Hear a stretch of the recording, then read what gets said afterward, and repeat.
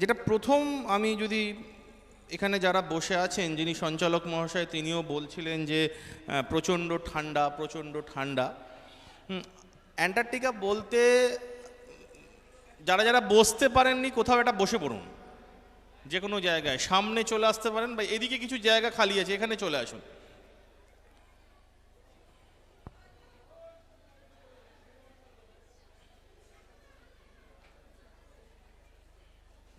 বেশ, তো আমি যদি সাধারণ মানুষের প্রশ্নে উদ্দেশ্যে একটা প্রশ্ন করি যে অ্যান্টার্কটিকা বলতে আপনাদের কি মনে হয় সবার প্রথমে? স্যার একটা একটা মাইক।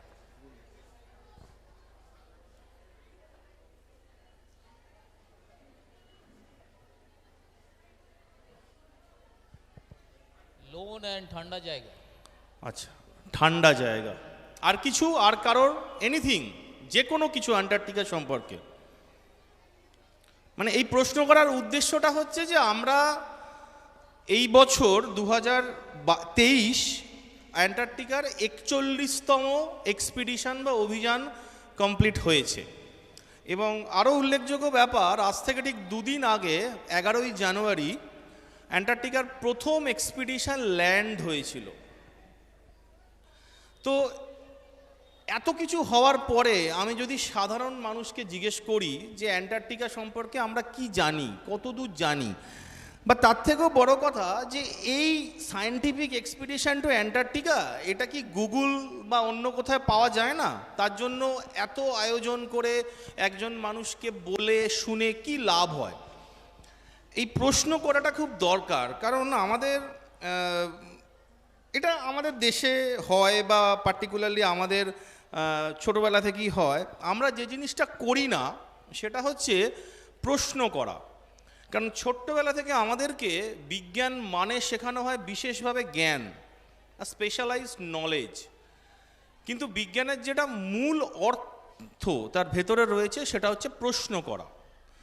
তো আমরা যদি প্রশ্ন করি যে এই সায়েন্টিফিক এক্সপিডিশন টু অ্যান্টার্কটিকা এটা কি কি হয়, অ্যান্টার্কটিকা কি আছে সেখানে, বা এই যে আমরা বলি আমরা এখন চারিদিকে প্রত্যেকে যে কোনো জায়গায় যাই, আমি নিজেও যেহেতু সেই সাবজেক্টে কাজ করি, প্রায় দীর্ঘ 17 বছর আমি রিসার্চ করছি স্পেস সায়েন্সের ওপরে।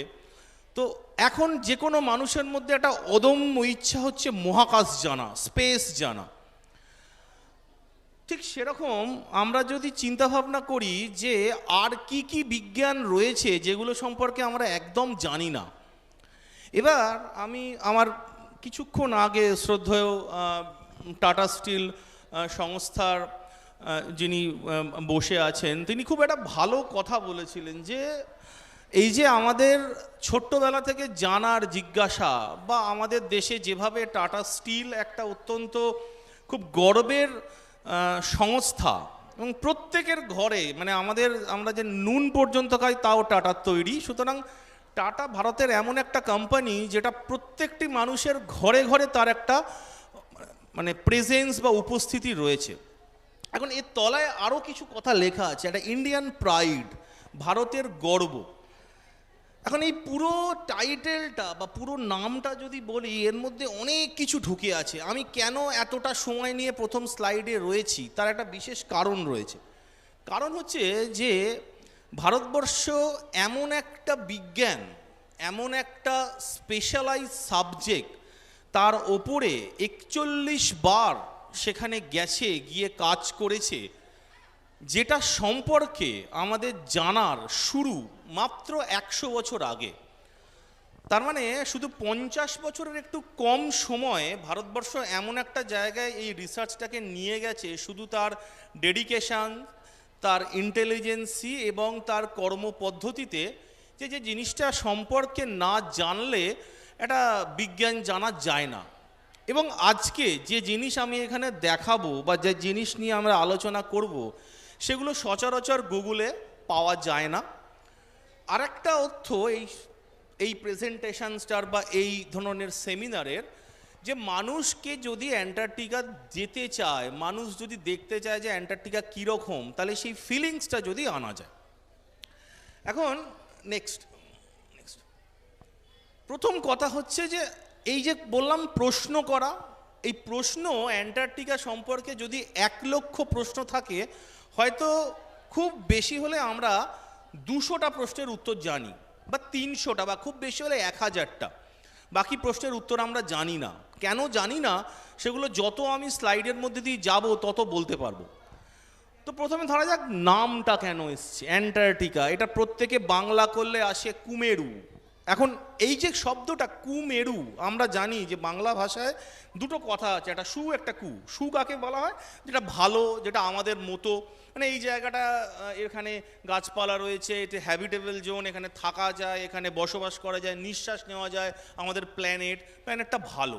আমরা যদি অন্য কোনো একটা জায়গায় চলে যাই, একটা কোনো প্রত্যন্ত আফ্রিকান মরুভূমিতে চলে যাই, সেখানে গিয়ে যদি এরকম করতে যাই, জায়গাটা ভালো লাগবে না।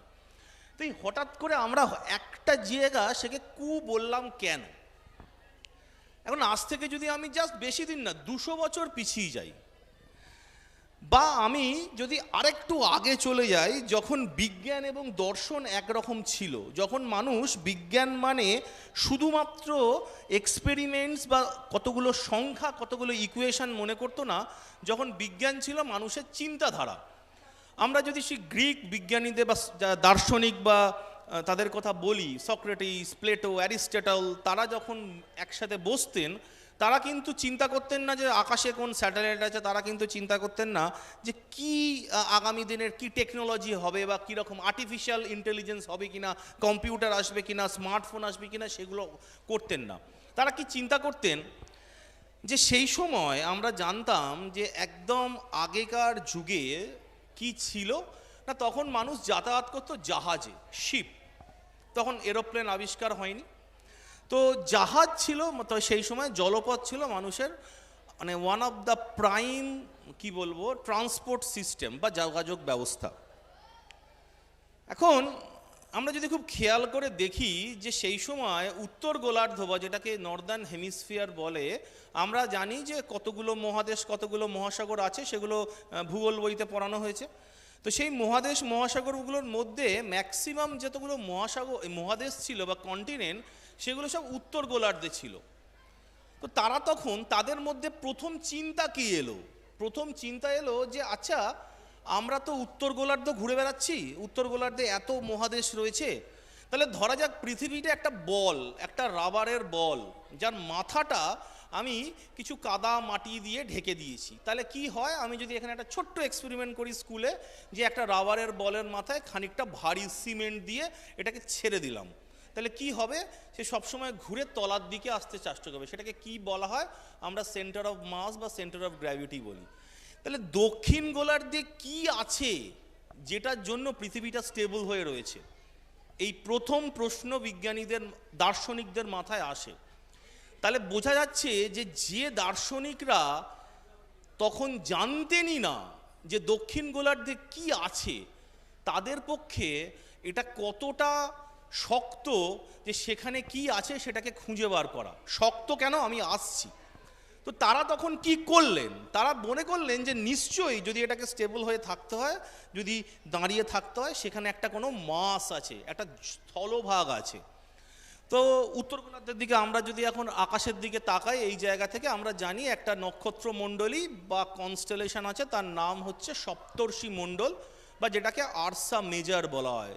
গ্রিক ভাষায় সপ্তর্ষি মণ্ডলের নাম হচ্ছে আর্কটাস, বিয়ার, ভাল্লুক, ঠিক আছে, এটাকে বলা হয় বেয়ার। এখন সেখান থেকে উত্তর গোলার্ধকে বলা হলো, বা উত্তর মেরুকে বলা হলো আর্কটিক।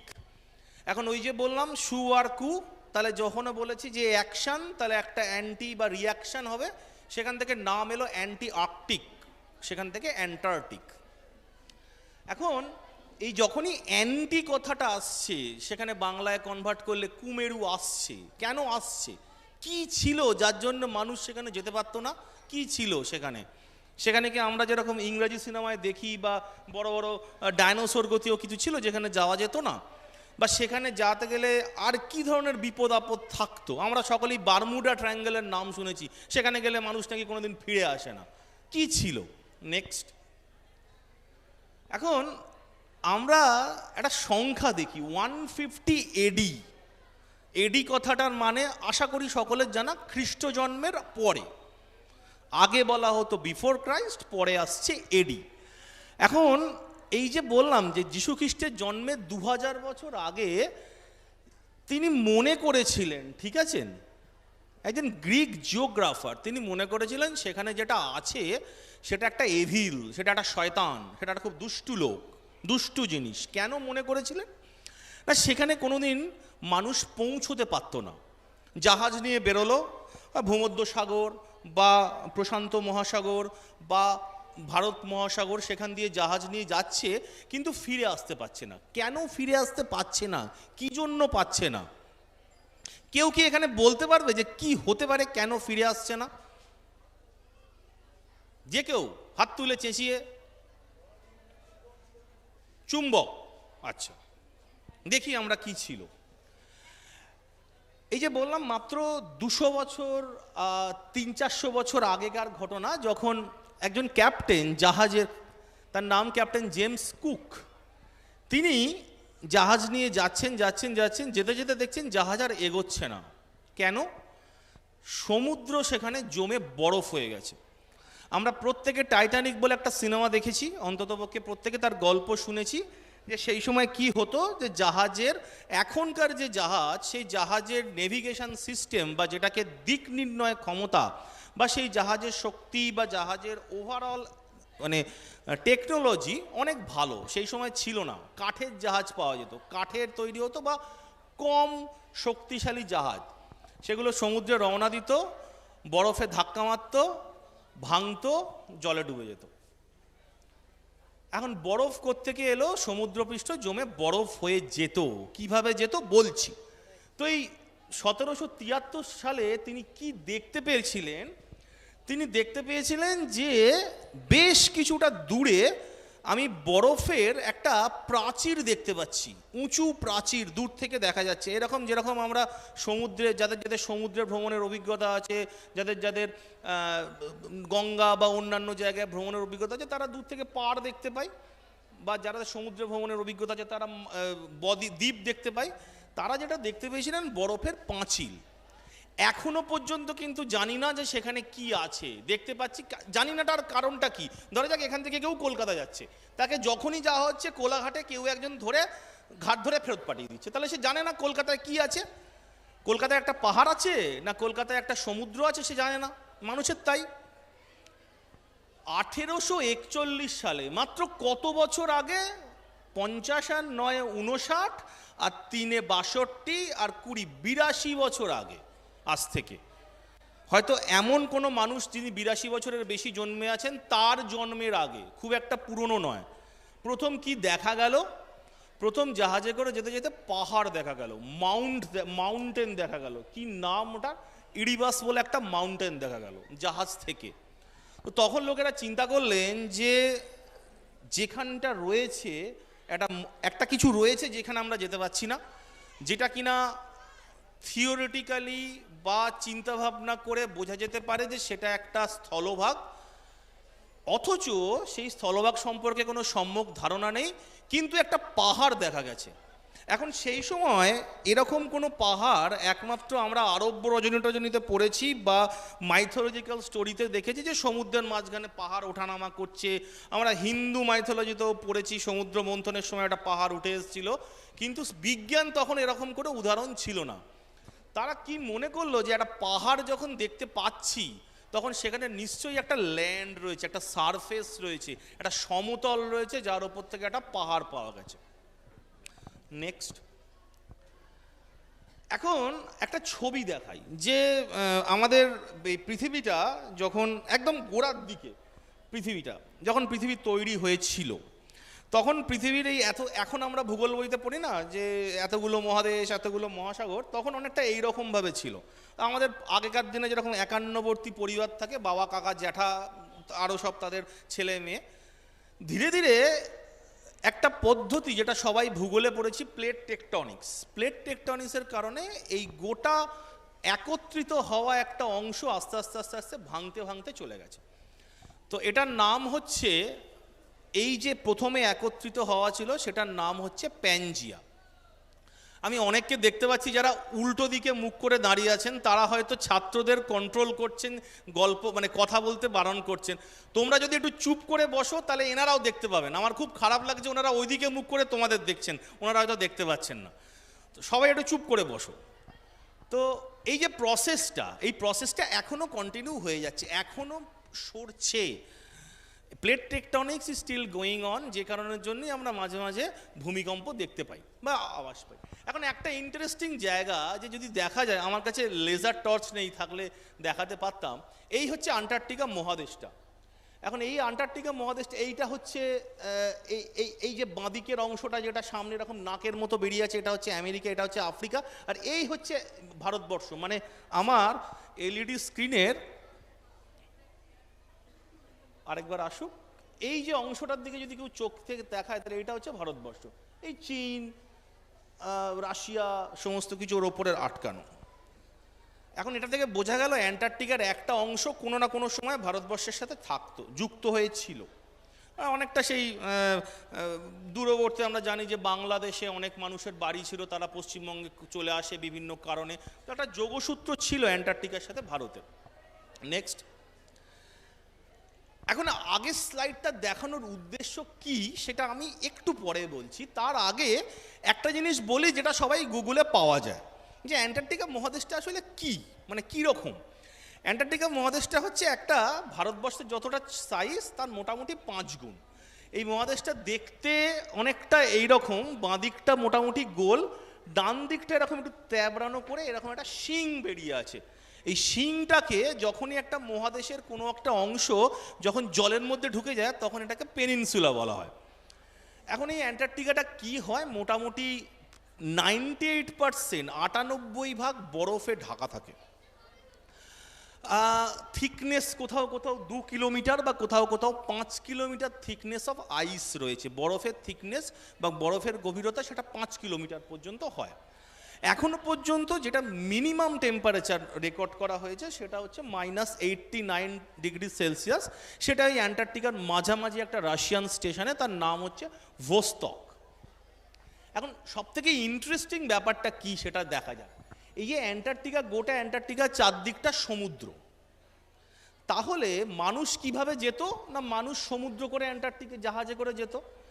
এখন কথা হচ্ছে যে ধরা যাক আগেকার যুগে আমরা একেবারে যদি ভূগোল বইতে পড়ি, নদীমাতৃক দেশের কথা বলা হতো, সে শুধু গঙ্গা না, সে টাইগ্রেস, ইউফ্রেটিস, তারপরে আমাদের কি বলা হয় হরপ্পার যে সভ্যতা তৈরি হয়েছিল, চীনের যে সভ্যতা তৈরি হয়েছিল, নদীমাতৃক সভ্যতা তৈরি হয়েছিল। তো মানুষ সেটাকে কন্টিনিউ করেছে। মানুষ সেরকম করে জাহাজে করে প্রথম এই অ্যান্টার্কটিকার যে ধার বরাবর, সেই ধার বরাবর প্রচুর জায়গায় গিয়ে টেম্পোরারি সাময়িক স্থপতি বা স্টেশনস তৈরি করেছিল। ঠিক যেরকম এই স্টেজটা টেম্পোরারি, এই সামিয়ানাটা টেম্পোরারি, সেই রকম, কিন্তু স্কুল বিল্ডিংটা পার্মানেন্ট। নেক্সট,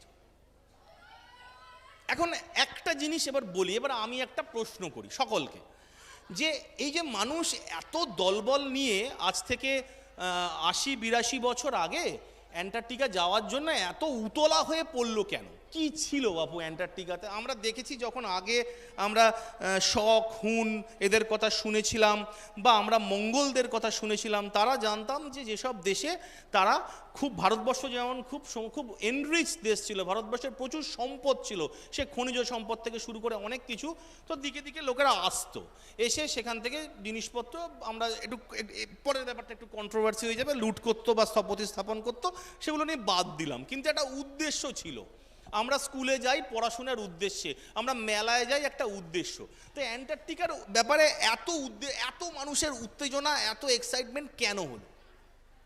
তার কারণটা ভারী অদ্ভুত, তার সাথে অ্যান্টার্কটিকার কোনো সম্পর্ক নেই যে কারণে হয়েছিল। নেক্সট, এটা কিসের ছবি? এটা কিসের ছবি আপনারা? এটা কিসের ছবি? হ্যাঁ বলো কিসের ছবি? ভলক্যানো না? এটা কি হিরোশিমা নাগাসাকির? হ্যাঁ, হিরোশিমা নাগাসাকির যে পারমাণবিক, হ্যাঁ, এটা একটা পারমাণবিক বিস্ফোরণ। এটা হিরোশিমা নাগাসাকি না, এটা একটা পারমাণবিক বিস্ফোরণ। এখন আমরা কি বললাম, মোটামুটি আজ থেকে ওই 50, 49, 47 এই সময় থেকে অ্যান্টার্কটিকার লোকে যাওয়া শুরু করেছে। তো কারণ যেটা ছিল সেই কারণটা অনুধাবন করতে গেলে আমাদের ফিরে যেতে হবে সেই 1937-38 সালে। সেই সময় পৃথিবীতে একটা খুব উল্লেখযোগ্য ঘটনা ঘটেছিল যার নাম হচ্ছে দ্বিতীয় বিশ্বযুদ্ধ। এই ছবিটা কিন্তু স্কুলের প্রত্যেকটা বাচ্চার জানা উচিত, ঠিক আছে? আমি সমস্ত মাস্টারমশাইদের বলবো এবার থেকে এই সবগুলো নিয়ে বাচ্চাদেরকে একটু একটু করে বোঝান, ওরা একটু ইন্টারেস্ট পাক। এবার ঘটনা হচ্ছে কি যে এই যে ছবিটা, এই ছবিটাতে আমরা দেখেছিলাম যে 1945 সালে 6 এবং 9 আগস্ট দ্বিতীয় বিশ্বযুদ্ধের একদম শেষকালে একটা দেশ আরেকটি দেশের ওপরে যেখানে পড়েছিল, যে জায়গাটাতে পড়েছিল সেখানে আমি নিজে গেছি, হিরোশিমাতে। তো সেখানে একটা অ্যাটম বোমা ফাটিয়েছিল। লক্ষ্য কী ছিল? জাপানকে সারেন্ডার করো। এখন এই যে প্রজেক্টের থ্রু দিয়ে এই অ্যাটম বোমা তৈরি হয়েছিল, যে প্রকল্প, তার নাম অনেকের জানা উচিত। একজন খুব ভালো লেখক আছেন, তার নাম নারায়ণ সান্যাল। তিনি একটা বই লিখেছিলেন, তার নাম হচ্ছে বিশ্বাসঘাতক। তাতে যে মানুষটি কোনোদিন আমেরিকা যাননি, যে মানুষটি কোনোদিন বিশ্বযুদ্ধ অনুভব করেননি, শুধু কল্পনার বেসিতে এবং কিছু ঘটনার প্রেক্ষিতে একটা বই লিখেছিলেন। এবং প্রথম যে জিনিসটা পাওয়া যায় যে পারমাণবিক বিস্ফোরণ হওয়ার আগে একটা প্রজেক্ট ছিল, তার নাম ম্যানহাটন প্রজেক্ট। এবং আমাদের খুব সকলের নাম জানা অ্যাডলফ হিটলার যে চেয়েছিল কি যে অ্যাটম বোমাটা যাতে পাওয়া যায়, কিন্তু পায়নি। এখন বিজ্ঞানের দৌলতে, টাকা পয়সার দৌলতে বিভিন্ন মানুষের কাছে অ্যাটম বোমা বিভিন্ন দেশে রয়েছে। কিন্তু যখন প্রথম অ্যাটম বোমা ফাটানো হলো এবং তার বিধ্বংসী বা তার আমি বিধ্বংসী কথাটা বলতে চাই না, তার এফেক্টিভনেস যখন জানা গেল, উপযোগিতা, তখন সব মানুষের একটা রেড়ে পড়ে গেল যে আমাদের অ্যাটম বোমা তৈরি করতে হবে। কিন্তু প্রশ্ন হচ্ছে, এই কালী পুজোর আগে যারা রকেট তৈরি করে, যারা চকলেট বোম তৈরি করে, তারা টেস্ট করে দেখে নেয় যে ম্যাজিক শো সমাপ্তি ঘোষণা করছি। তো এই যে পুরো যে ম্যাজিক শো প্রথম থেকে শেষ পর্যন্ত আমাদের সহযোগিতা করেছে, তো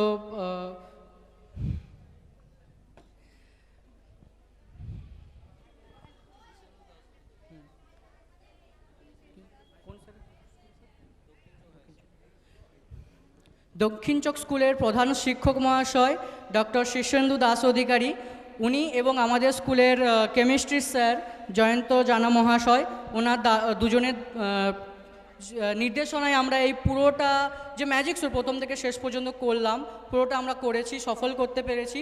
তো প্লিজ স্যারেদের জন্য একটা জোরে হাতের তালি চেয়ে নেব।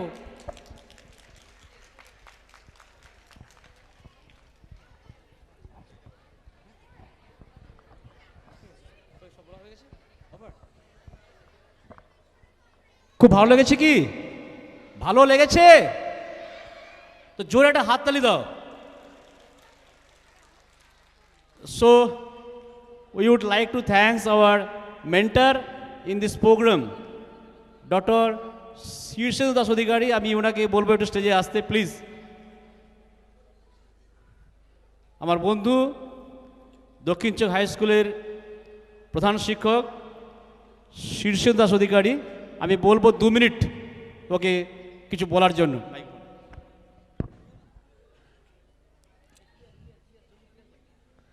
আজকের এই বিশেষ দিনে উপস্থিত সকলকে আগে শুভেচ্ছা জানাই।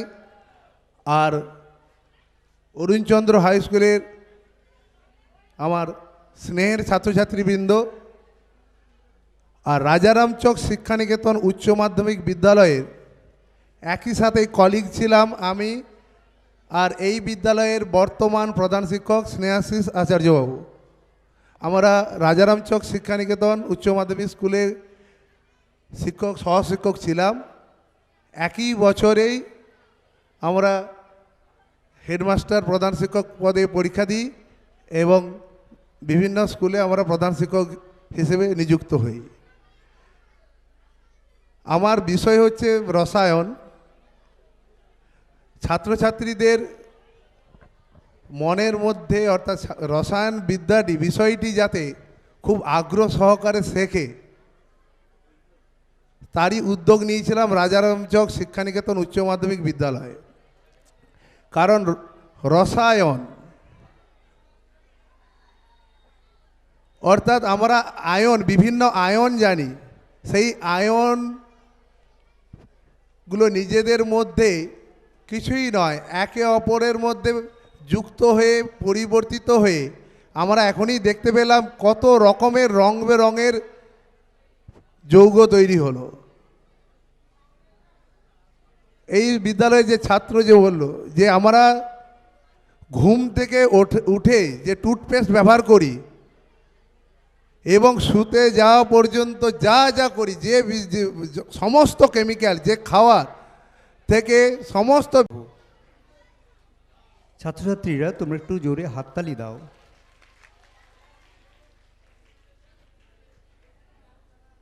এইমাত্র আমরা শেষ করলাম দ্বিতীয় দিনের প্রোগ্রাম ম্যাজিক শো, রসায়নের উপর। কিভাবে রসায়নটাকে নিজেদের মধ্যে ভালোভাবে নিতে হয়, আত্মস্থ করতে হয় এবং তার ব্যবহারিক কতগুলো প্রয়োগ আমরা দেখলাম, আমরা বুঝতে পারলাম।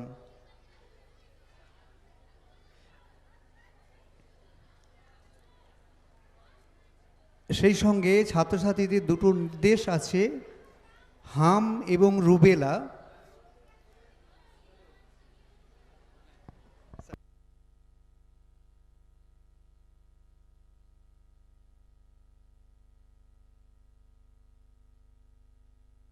হাম এবং রুবেলা এই সম্পর্কে ভ্যাকসিন দেওয়া হবে 18 তারিখ।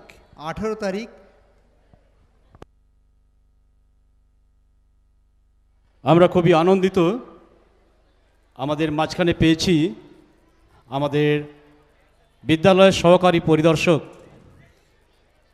আমাদের মাননীয় শ্রী বিমান বিহারী জানা মহোদয়, এআই সেকেন্ডারি এডুকেশন হলদিয়া। আমরা পেয়েছি আমাদের আরেক সহকর্মীকে,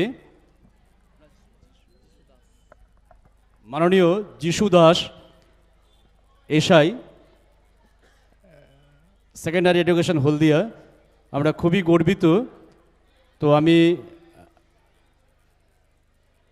এই মুহূর্তে আমাদের প্লাটিনাম জুবলির যে সমাপ্তি অনুষ্ঠান চলছে তার আজ সেকেন্ড দিন। সেই সেকেন্ড দিনে এই দুজন শিক্ষা আধিকারিককে পেয়ে আমরা অত্যন্ত গর্বিত।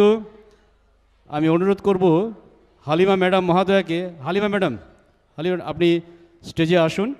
এখন রেডি আছে নিয়ে আনুন সব আসছে হ্যাঁ আচ্ছা স্যার।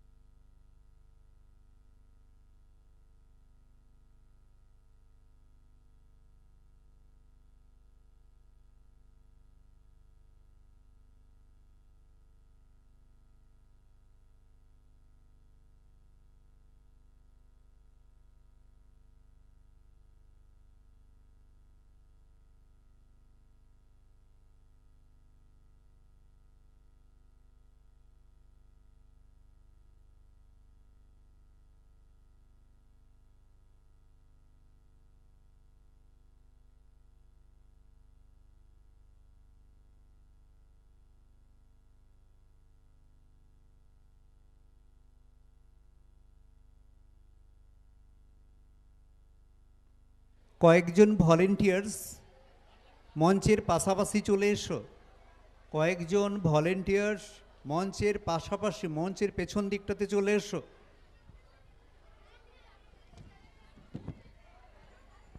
আমাদের ছাত্রছাত্রীদের হাম এবং রুবেলা সম্পর্কে একটি নির্দেশ আছে, তোমরা একটু মন দিয়ে শুনে নাও। 5 এবং 6 18 তারিখ সকাল 9টায় তোমাদের আসতে হবে। 18 তারিখ সকাল 9টায় হাম এবং রুবেলা সম্পর্কে ভ্যাকসিন দেওয়া হবে। 7 এবং 8 সকাল 10:30টায়, সকাল 10:30টায় ভ্যাকসিন দেওয়া হবে হাম এবং রুবেলা সম্পর্কে। 9 এবং 10 দুপুর 12টায় তোমরা আসবে। 9 এবং 10 18 তারিখ 12টায়। এই সঙ্গে যারা এবছরের মাধ্যমিক পরীক্ষার্থী, আমাদের বিদ্যালয়ের যারা মাধ্যমিক পরীক্ষার্থী, তোমাদের একটি বিশেষ অনুষ্ঠান আছে। মাধ্যমিক পরীক্ষার আগে একটি মক টেস্টের ব্যবস্থা করা হয়েছে বিদ্যালয়ের তরফ থেকে। 30শে জানুয়ারি থেকে শুরু হবে। ফুল প্রোগ্রাম ম্যাডাম স্কুলের গ্রুপে দিয়ে দেবেন। পরীক্ষার আগে একটি মক টেস্ট, পরীক্ষার আগে একটি পরীক্ষা। যারা 2023-এর মাধ্যমিক পরীক্ষার্থী, তোমাদের জন্য একটি মক টেস্টের ব্যবস্থা করা হয়েছে। এই মক টেস্টটি তোমরা 30শে জানুয়ারি থেকে শুরু হবে। এখন থেকে মানসিকভাবে প্রস্তুতি নাও। 30 তারিখ থেকে শুরু হবে। পুরো প্রোগ্রাম ম্যাডাম তোমাদেরকে গ্রুপে দিয়ে দেবেন।